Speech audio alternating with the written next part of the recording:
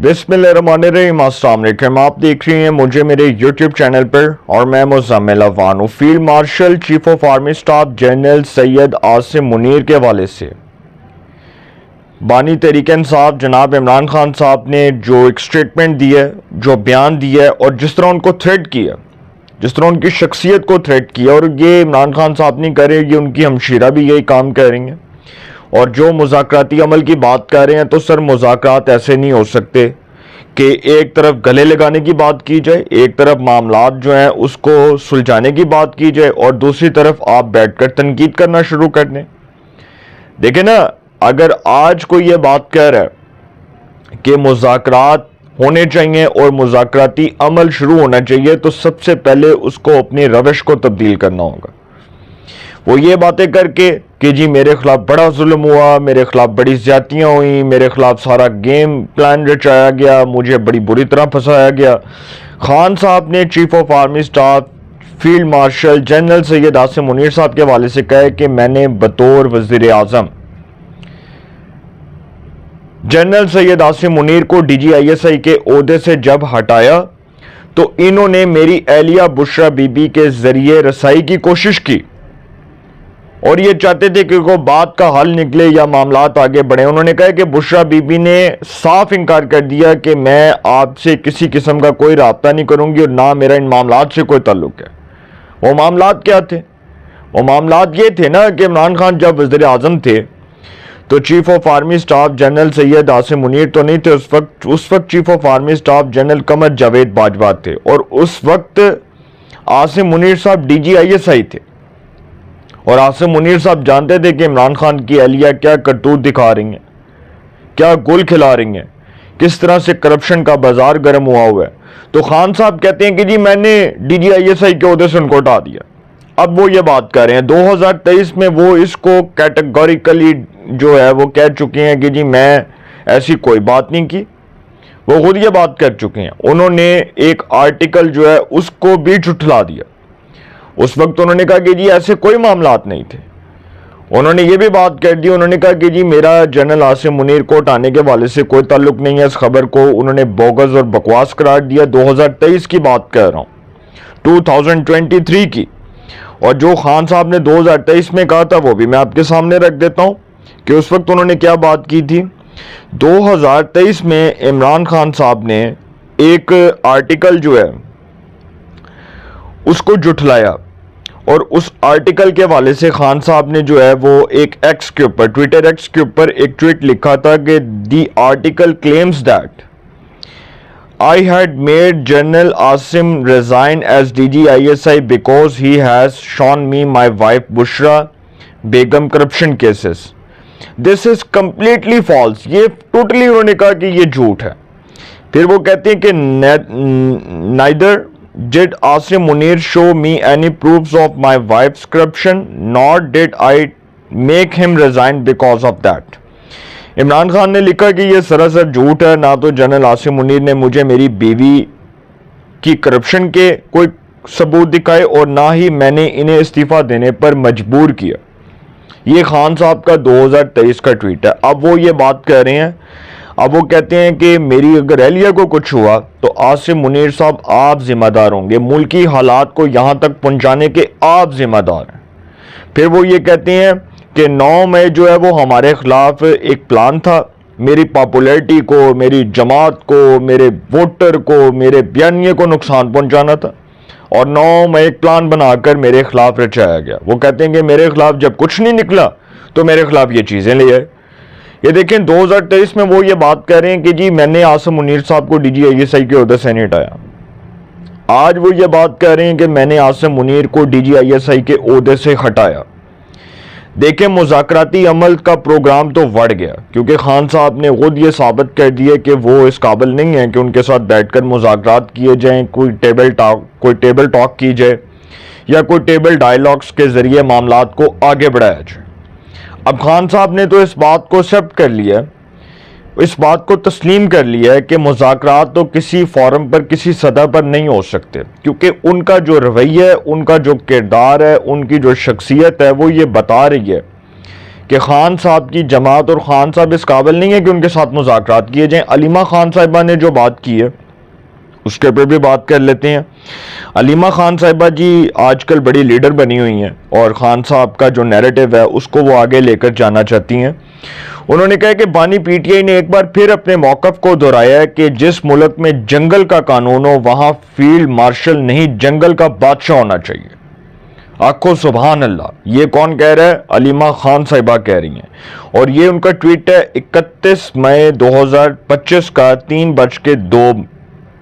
3:02 PM کا. ٹھیک ہے. اب خان صاحب نے جو ٹویٹ کیا وہ ہے جی 31 مئی 2025 کا، جس میں انہوں نے کہا ہے کہ جو حق پر کھڑا ہوتا ہے وہ ہارتا نہیں ہے. اللہ تعالیٰ کا قرآن پاک میں فرمان ہے کہ میں کسی ایسی قوم کو تباہ نہیں کرتا جو حق سچ پر کھڑی ہوتی ہے. حضرت علی کا قول ہے کہ کفر کا نظام چل سکتا ہے مگر نا انصافی کا نہیں، ظلم کا نظام نہیں چل سکتا. جھوٹا اور دھوکے باز خود بخود بے نقاب ہو جاتا ہے. پھر آگے وہ اتنا بڑا ٹویٹ انہوں نے کیا، سر کفر کا نظام تو چل سکتا ہے، مولا علی کا قول ہے کہ کفر کا نظام چل سکتا ہے، ظلم کا نظام نہیں چل سکتا. تو جب وہ ظلم کر رہے تھے تب آپ ہٹلر کی سوچ پر یقین رکھتے تھے نا، تب آپ نے جسٹس قاضی فائز عیسیٰ جیسے ایک انٹیگریٹی والے جج کا راستہ روکنے کے لیے اس وقت آپ کا ایک ایسا صدر جو ریاست کا ایک اہم ستون اور ایک انتہائی اہم منصبدار تھا، اس نے کیسے جھوٹ کا سہارا لے کر ایک جھوٹا presidential reference supreme court of Pakistan میں دائر کیا اور سپریم کورٹ آف پاکستان میں بھیج دیا. اور پھر سپریم کورٹ آف پاکستان کا لارجر بینچ بیٹھا، اس نے اس کو پکڑ کے کالعدم قرار دے دیا. جسٹس قاضی فائز عیسیٰ کا راستہ روکنا تھا، جنرل عاصم منیر کا راستہ روکنا تھا. خدا کی شان دیکھیں کہ ایک آرمی چیف بن گیا اور ایک چیف جسٹس بن گیا. اگر وہ سر انٹیگریٹی والے نہ ہوتے، اگر وہ آنسٹ نہ ہوتے تو شاید آج وہ ان عہدوں پر نہ ہوتے. لیکن نا جب انسان کا مخالف اس کا راستہ روکنا چاہے تو وہ چاہ کر بھی نہیں روک سکتا. جس فیصلے کو رب تعالیٰ کی ذات نے خود لکھا ہو، جس کے مقدر میں رب تعالیٰ نے لکھا ہو کہ اس کو میں نے دینا ہے، اس کو اس کا مخالف بھی نہیں روک سکتا، چاہ کے بھی نہیں روک سکتا سر.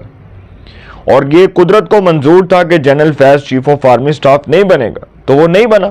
یہ قدرت کو منظور تھا کہ اس نے عمران خان سے اتنا کام لینا ہے. خدا تعالیٰ کو پتا تھا کہ عمران خان صاحب جو ہیں وہ اتنا ہی کام کر سکتے ہیں، تو عمران خان صاحب فارغ ہو گئے. یہ رب تعالیٰ کے فیصلے ہیں. اللہ تعالیٰ کی جو ہے نا اللہ تعالیٰ کے جو فیصلے ہیں، رب تعالیٰ کی جو ذات ہے وہ بڑی غفور الرحیم ہے.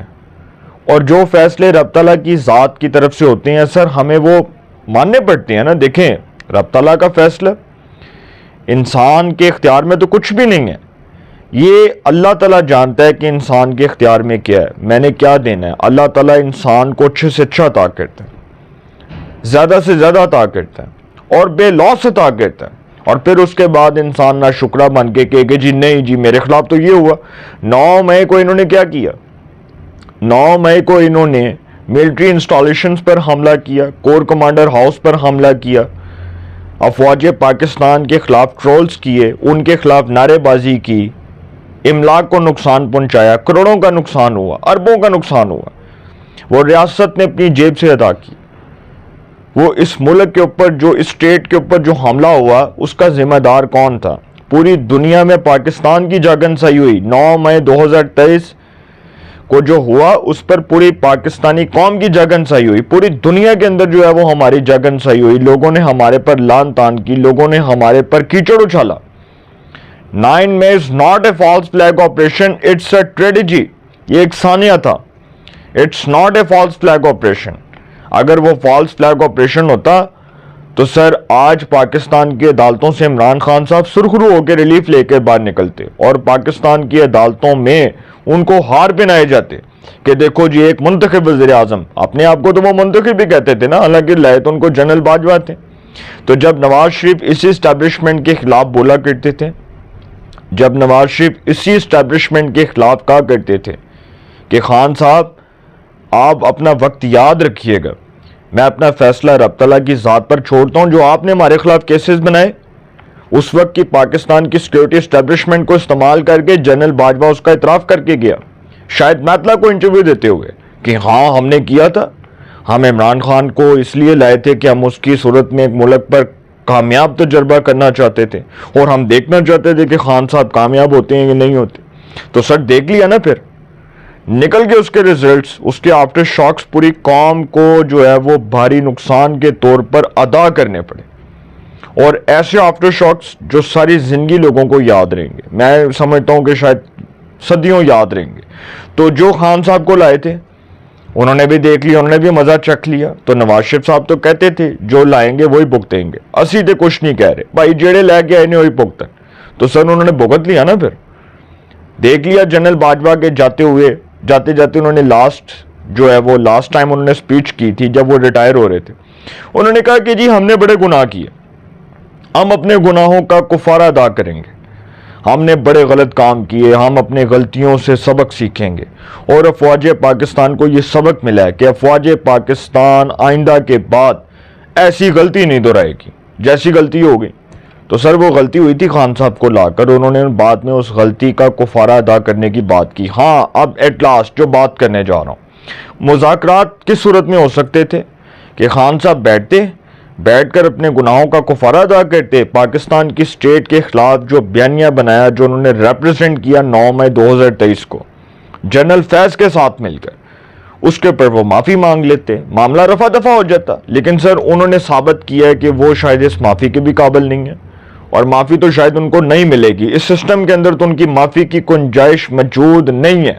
یہ لکھ لیں اس غریب فقیر اور درویش کی بات کہ اس سسٹم کے اندر عمران خان کی معافی کی گنجائش موجود نہیں ہے. جو باتیں وہ کہہ رہے تھے ماضی کے اندر, انہوں نے اس آرٹیکل کو جھوٹا قرار دے دیا. آج وہ کہہ رہے ہیں کہ جنرل عاصم منیر جو ہے وہ میری اہلیہ کو کچھ ہوا تو جنرل عاصم ذمہ دار ہوگا, ملک کے حالات کا جنرل عاصم ذمہ دار ہے.